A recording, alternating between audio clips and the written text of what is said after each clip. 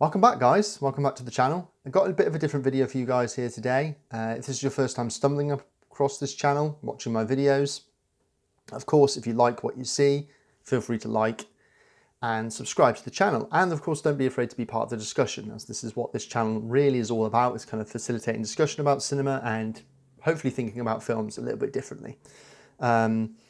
So with this video, it came about as a result of, look, we all have these kind of frequent discussions if we're kind of cinephiles, right? Where we kind of presume a film's more popular or well-known than it is. And you speak to someone, you mention this film, assuming they've at least heard of it, right? Or maybe seen it, and they have no idea what you're talking about, right? It's been almost now 2 decades for some of the films I'm about to mention, passed since they were made and released, okay, in this country.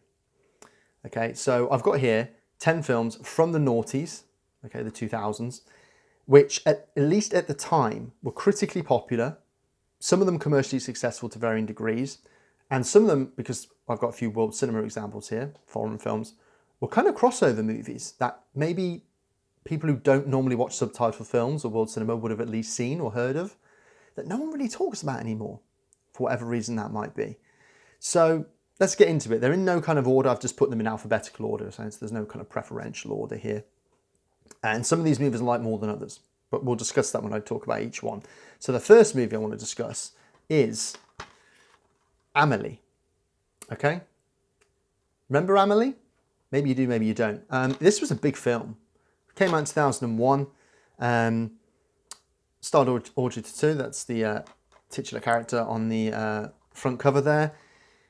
Yeah, this film, I mean, I've never really liked this film. I watched it only once, which was a few years after it came out. I've never watched it again. So I'm relying entirely on memory here, kind of almost like a 20-year-old memory of seeing this film. But it was huge, it felt like. Very, very critically well received, even in mainstream publications, got 5-star reviews across the board, really. Kind of one of the films of the year back in 2001.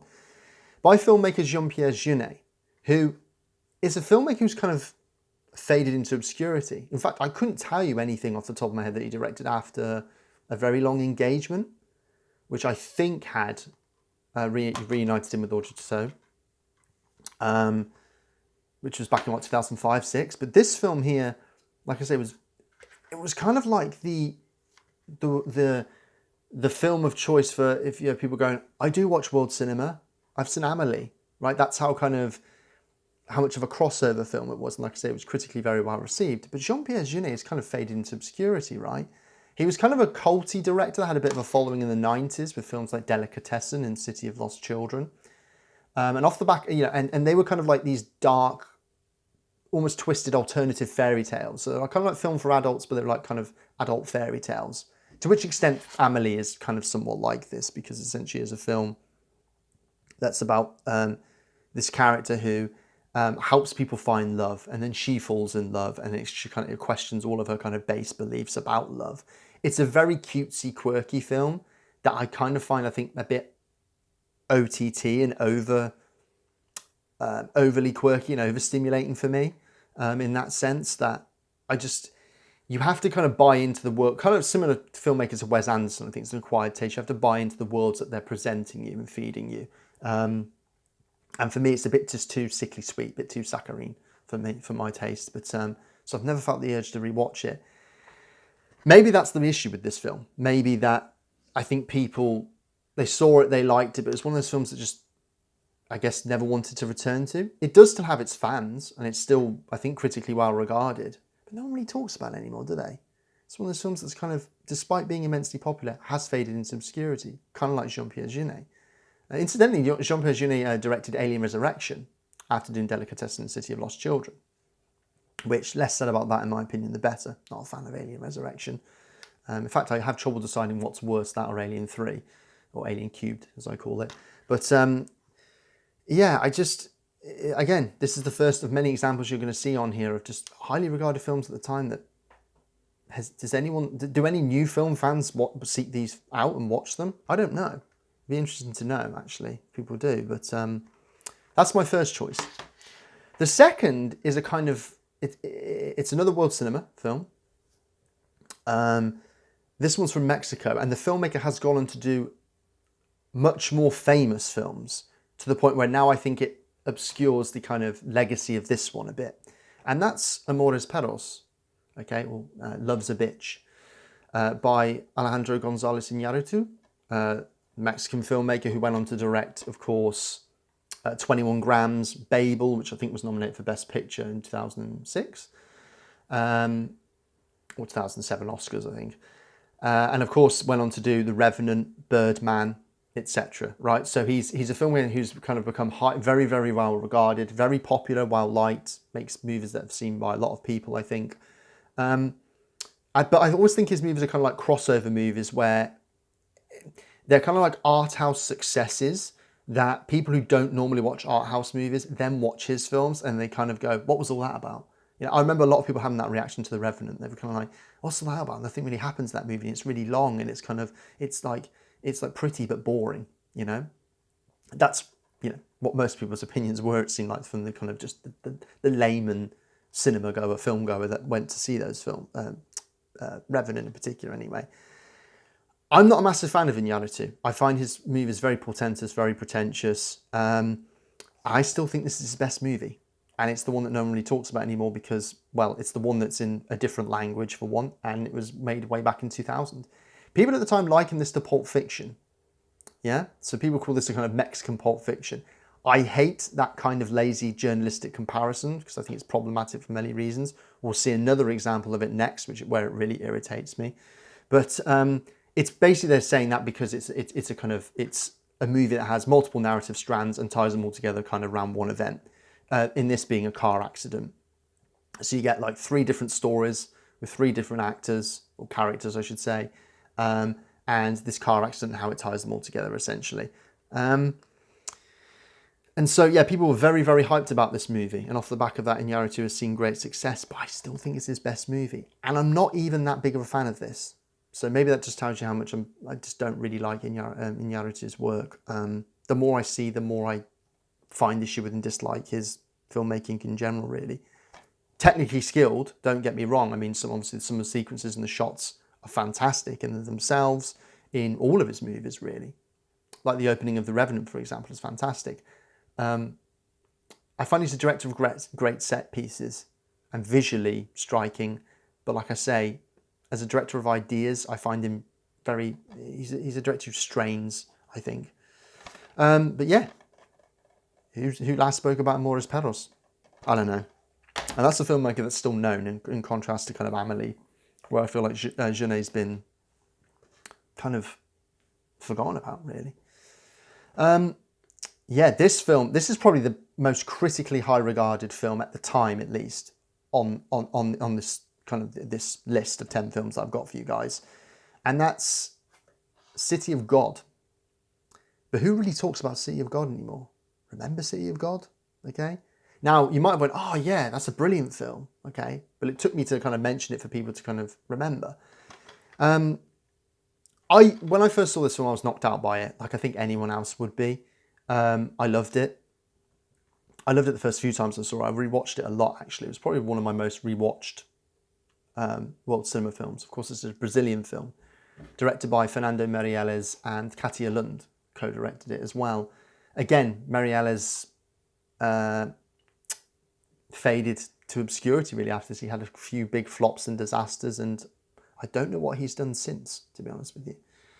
But this is a film which, at the time, I remember this is big when I cared about IMDb rankings, the top 250. This was inside the top 20, and it's a foreign film. That's kind of a big deal. And maybe one of the reasons why is because a lot of people saw it as what this pull quote here says, the Total Film Review said at the time, it's the Brazilian Goodfellas, which at the time I understood what it meant, in the sense that it's a crime movie, multi-strand, kind of, again, loads of different narrative strands that come together, but it's told in a kind of non-linear way. Like I said, it's a very formally exuberant movie, technically dazzling, and obviously it's a crime movie.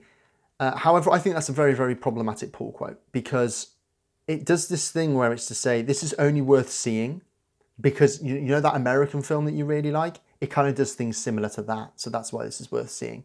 It kind of is constantly making world cinema, kind of relegating it to that subordinate category of other.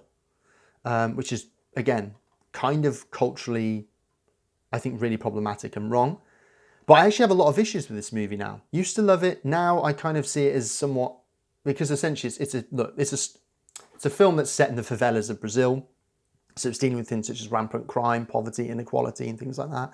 But the film doesn't really deal with those issues. It just uses them as a backdrop to do this story of this aspiring photographer who's trying to escape the slums.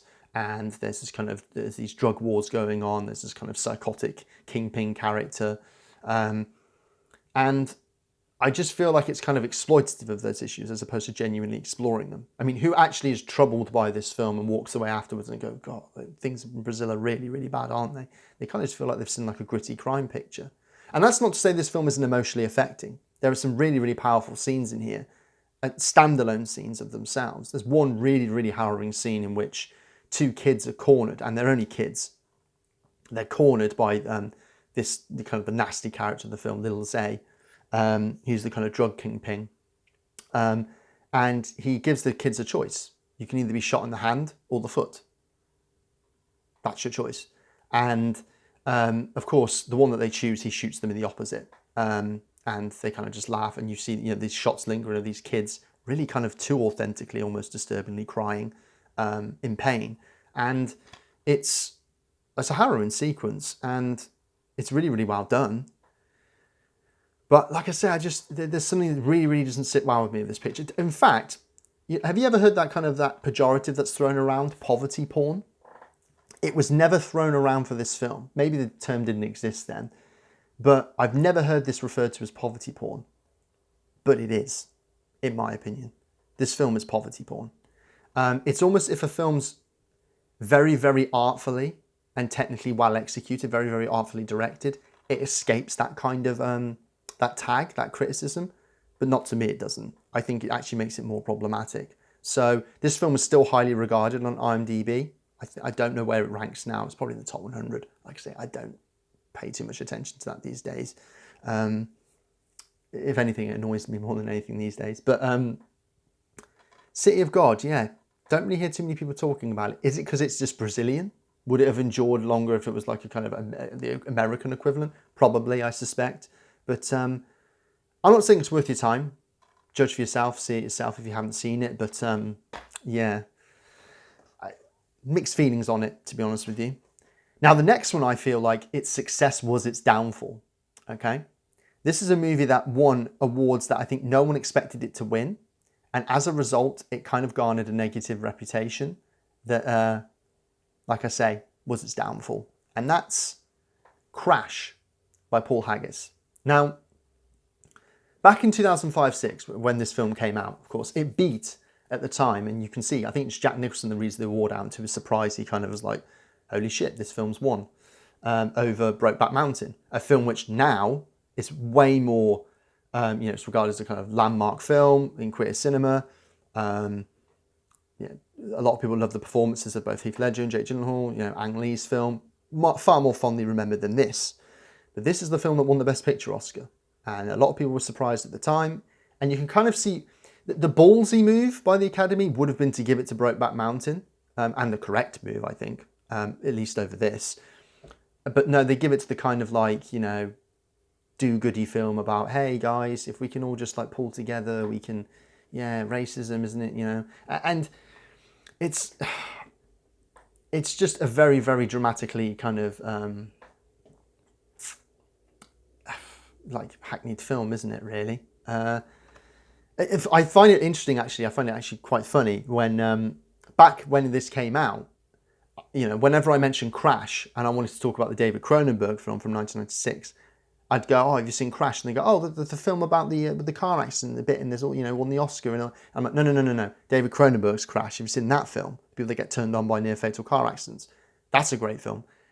Now, I feel like it's reversed. When I talk about Crash, everyone assumes I'm talking about the Cronenberg film because they've forgotten about this one, which I find quite funny. But and rightly so, probably. This is one where it's just like, look, it's a film of its time.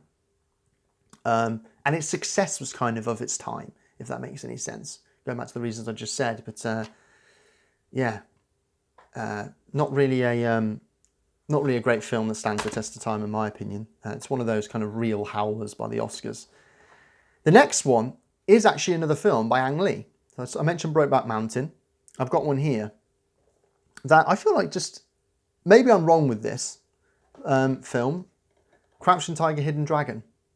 Very, very popular, and I think a huge crossover hit back in the day. It was very kind of influential for bringing out that kind of that strand of martial art film, like kind of, I think it's the wuxia genre, right? Which I've never been a huge fan of, actually, personally. But it really brought it back into kind of mainstream popular consciousness with the Zhang Yimou's films that followed, like Hero and House of Flying Daggers, films of that nature. And it was kind of because of this, really. Again, reintroduced people to Chow Yun-fat, Michelle Yeoh. That's never a bad thing. But I was never a big fan of this. I thought it was very artfully directed.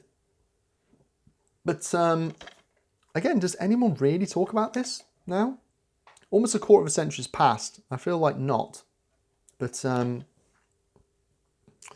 yeah, I just think it's one of those films that, again, time has not been... I'm not going to say time's not been kind to it.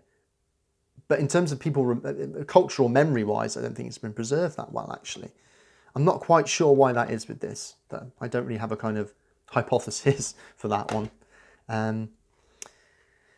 The next film is a German film. And I feel like it was kind of a big deal when it came out, even though it's kind of somewhat of a, not esoteric subject matter, but it is very specific. But I felt like it was a big deal and it got very, very good reviews at the time. Downfall, the final days of Adolf Hitler in his bunker. Directed by Oliver Hirschspiegel.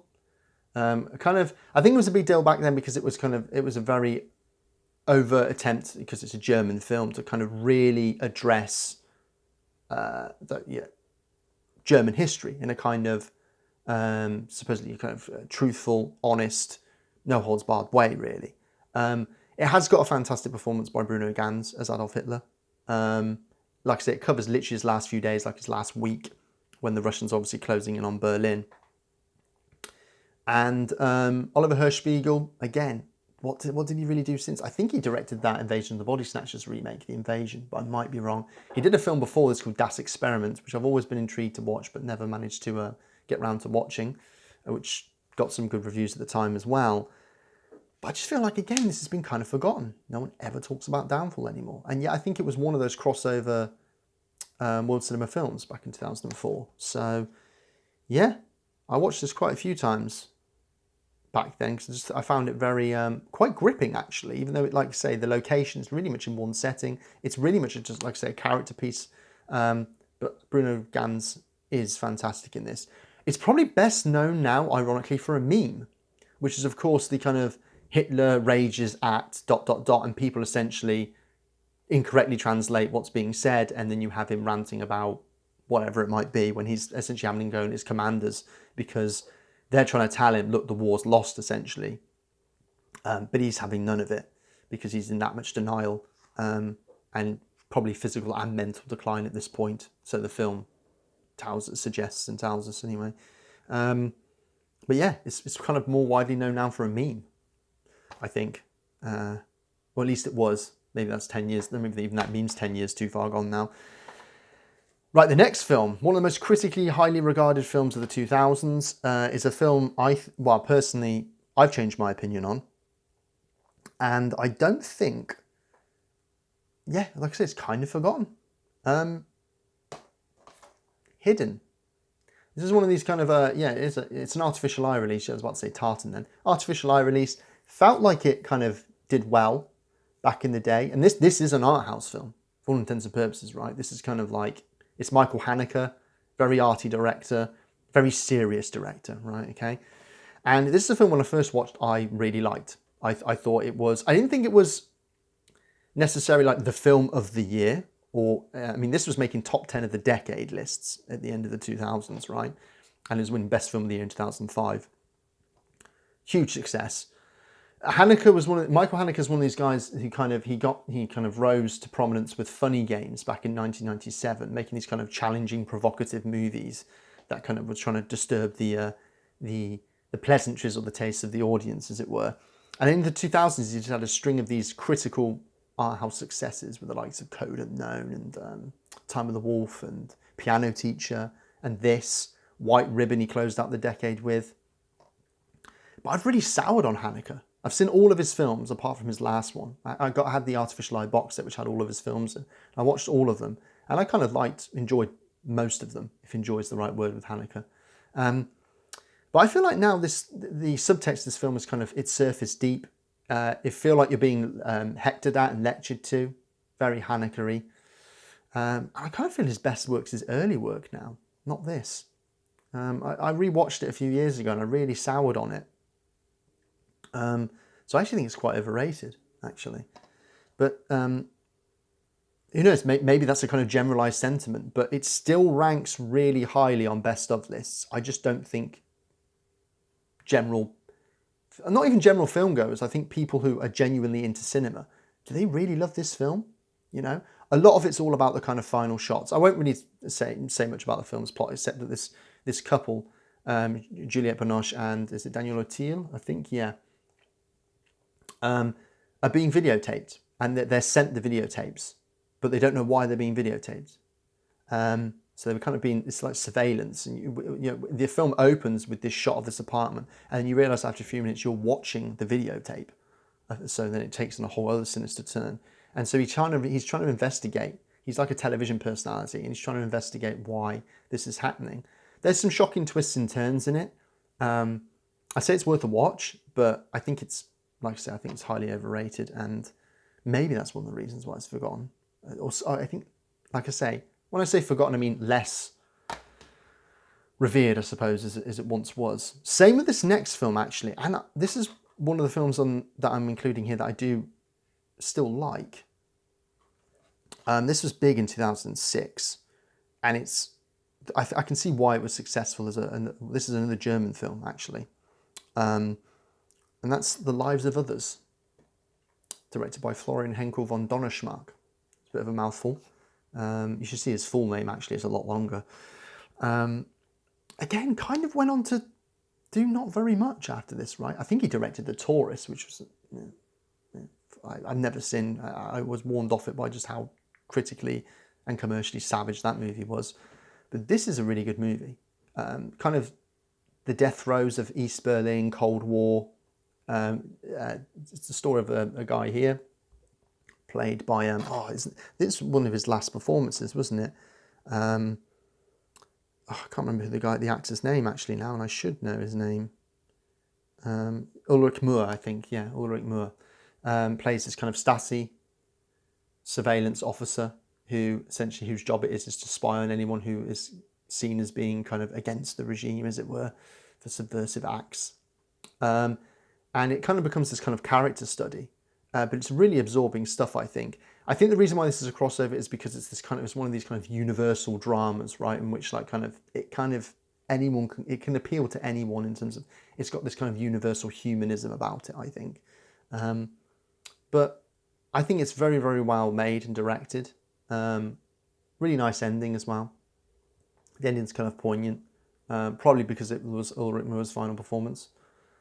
He died shortly afterwards, I believe. Yeah, I think he died within a couple of years of this being released. Maybe within a year, actually. But I think this is a really good film. And no one ever talks about it anymore, do they? Not really. Even though I think it is still highly rated on both popular and critical consensus alike.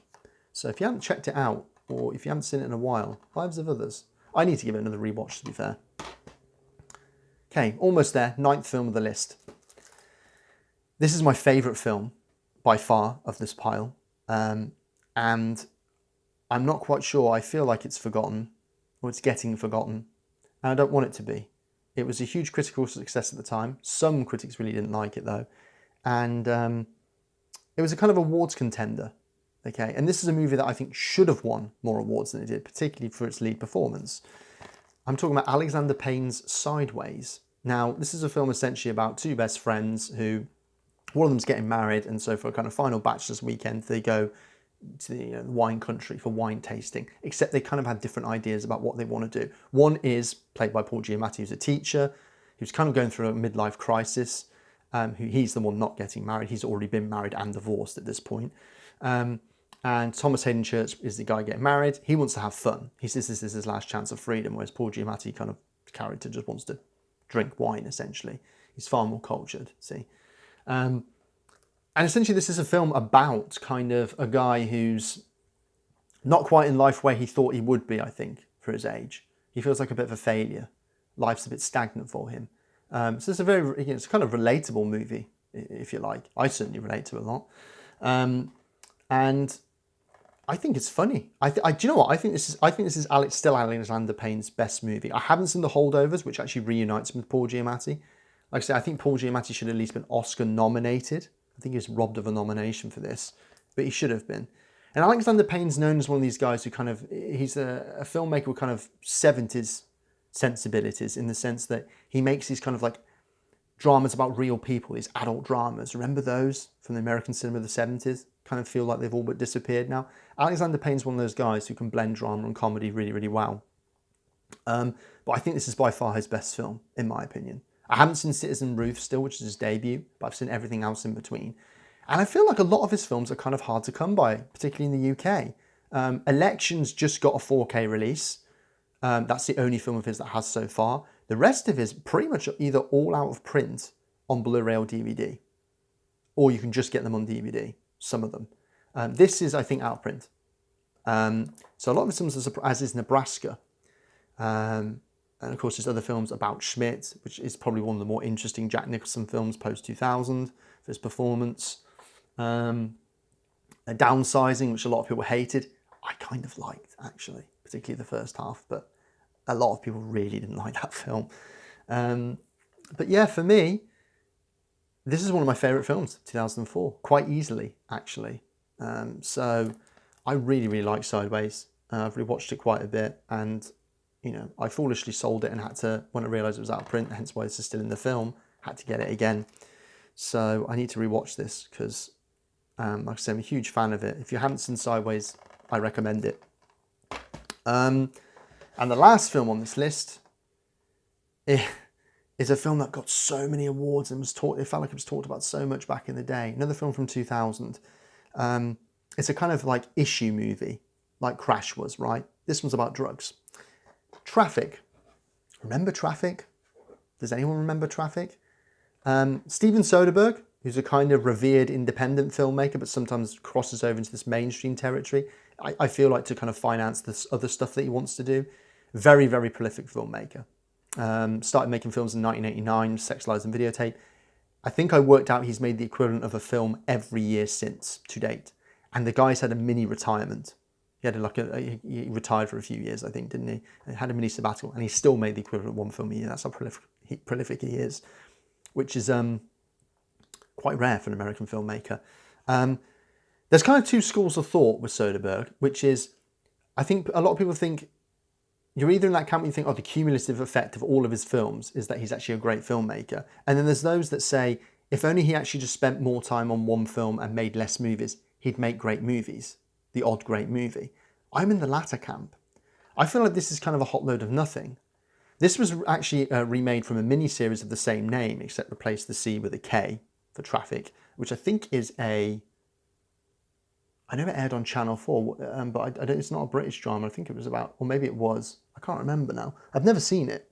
But apparently a lot of people say that's superior, which doesn't surprise me because this is a film with, despite the acting talent here, you've got Michael Douglas, who got huge plaudits back in the day for this performance, because it was a kind of change of tack for him, I think, after all the erotic thrillers that he'd been in the 90s, it felt like. Benicio del Toro, Catherine Zeta-Jones, Luis Guzman, Miguel Ferreira's in this, John Cheadle. You know, it's very actorly. But I just feel like it's one of those movies that's aged, I thought it aged very quickly and it's very forced. And no, like I say, maybe that shows, maybe that's the reason, because no one really talks about Traffic anymore, do they? As being one of the great movies of the 2000s, or even 2000, the year it was made. He made Erin Brockovich a year later, which I feel like is more fondly remembered, actually, with Julia Roberts. I think that's more fondly remembered than this film and more widely seen. So I'm not completely dismissing this movie, but I think isn't it almost close to 3 hours? It's 2 hours, 20 minutes. It feels like it's far too long. I know it's like a kind of ensemble movie. These kind of movies were big, weren't they, back in the early 2000s? These kind of ensemble issue movies. Like I say, Crash is another one, Amores, Perros was a kind of another. But it just, for me, I mean, maybe I'm not the biggest fan of Soderbergh anyway, but like, I just feel like this isn't, like I say, it isn't particularly memorable. I can't really tell you much about the plot because I don't remember that much of it. So maybe I need to give it a rewatch, but not memorable at all. I prefer Aaron Brockovich, actually. Which is kind of like corporate conspiracy film, if you like. So those are the 10 movies that I've chosen as movies that I think were once highly regarded and now kind of either fallen out of favour or just forgotten by most people, I think. Like I say, some I think rightly so, perhaps. Some, I don't think so. I think it's a shame that some of the films and their filmmakers have been forgotten. So those are my 10. What do you think about the 10 that I've listed? Are there others that we could talk about? There's going to be plenty of others we could talk about, right? We could do plenty of these kind of lists. But yeah, if you like the video, like I say, like, comment, subscribe. And as always, guys, I will see you on the next one. Take it easy.